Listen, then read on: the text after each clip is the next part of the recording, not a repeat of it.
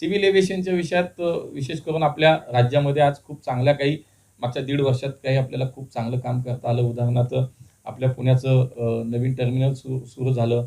त्याच्यानंतर जुन्या टर्मिनलचं रिनोव्हेशन सुरू झालं. 300 एकर जागा आपण आता पुण्याच्या विमानतळासाठी एक्सपान्शनसाठी ताब्यात घेतोय. त्याचा प्रस्ताव राज्य सरकारकडनं आमच्याकडं एअरपोर्ट अथॉरिटी ऑफ इंडियाकडे तो प्रस्ताव गेला. तिथनं आता तो मंजूर होऊन खाली आला आणि प्रत्यक्षात लँड ॲक्विजिशन सुरू आहे. म्हणजे वाईड बॉडी एअरक्राफ्ट सुद्धा आता पुण्यातनं पुढच्या काळामध्ये 2-1 वर्षाच्या काळानंतर पुण्यातनं जगभरामध्ये कुठेही प्रवास करता येईल अशा पद्धतीचे पुण्याच्या विमानतळाचं विस्तारीकरण होतंय. पुरंदरचं काम आता राज्य सरकारच्या माध्यमातून चालू आहे. नवी मुंबईचं विमानतळ सुरू झालं.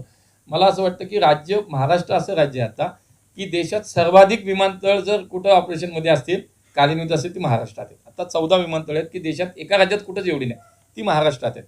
आमच्या ह्या सगळ्या 1.5 वर्षाच्या काळात सोलापूर चालू झालं, अमरावती चालू झालं, कोल्हापूरचं एक्सपान्शन आपण आता करतोय, आता जळगावचं एक्सपान्शन करतोय, तिथे तिथे नवीन टर्मिनल बिल्डिंग बांधतोय. असे अनेक सांगलीचा थोडंसं आता प्रक्रिया वेगाने सुरू झाली.